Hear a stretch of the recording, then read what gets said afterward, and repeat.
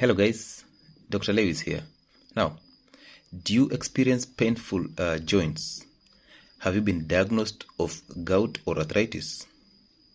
Now, did your doctor tell you to drop red meat because red meat is associated to gout inflammation and joint inflammation?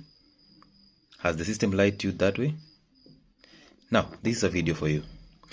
There is no relationship between consumption of red meat and gout or that joint inflammation. Sugar that comes from fruits, that comes from honey, that comes from processed foods, that comes from those milk powders, that comes from whey powders, and those beverages is the major cause of gout. Now, that sugar is called fructose. So fructose is broken down to give you triglycerides. Triglycerides are basically fats. So therefore, if you eat that fruit, you get fructose, you break it down to get triglyceride, which is fat, and you store it in the liver, and that starts to accumulate, causing you a fatty liver. That fatty liver will lead you to insulin resistance, obesity, type 2 diabetes, a lot of weight gain, of course, and high triglyceride in the system, which is basically harmful to your cardiovascular system. That's the reason why you will get those stroke and that atherosclerosis. Again, this fructose can be broken down to yield uric acid. Now, uric acid is the major compound that is associated to gout inflammation. So accumulation of this uric acid in your blood will end up precipitating in your joints, and once it precipitates in your joints, it starts causing you pain and inflammation, and that is what we call gout. Now understand this. When you consume red meat, you will get protein. These proteins are broken down to purines, and these purines can be broken down to give you uric acid. However, uric acid, the intake is never the problem. The output is the problem. So the excretion is the problem. Now what sugar does is sugar kills the kidneys through a scientific name called nephropathy, which means destruction of the nephrons. And the nephrons are the functional unit of the kidneys. They filter all the compounds that go through the kidneys. So if you have destroyed your kidneys through sugar intake, then you will not excrete uric acid from the system. And what does that mean? That means that you will start building uric acid in your blood, and chances of it precipitating to cause you gout is high.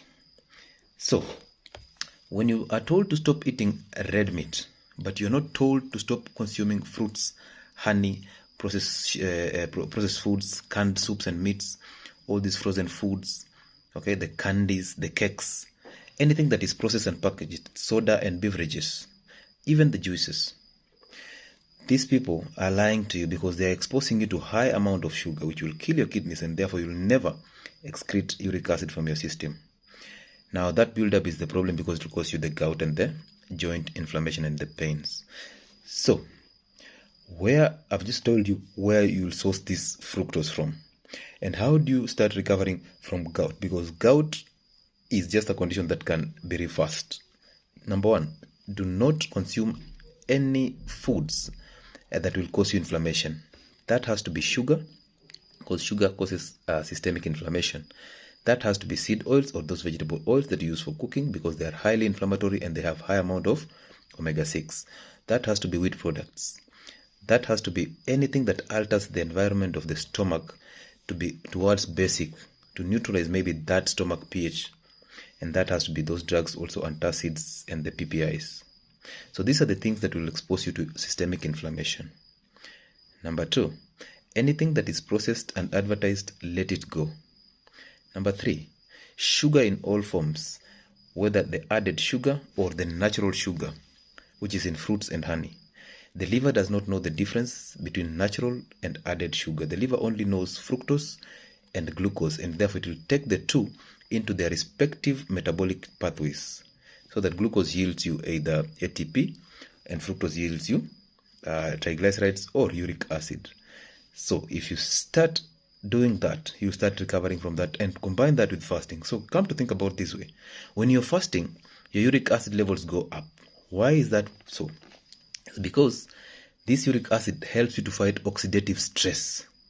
So it's very important in your immunity. Okay, so it's an antioxidant and helps you fight oxidative stress in cells. That's why you produce it when you're fasting. Now, if that substance is important in your system, how does it become harmful?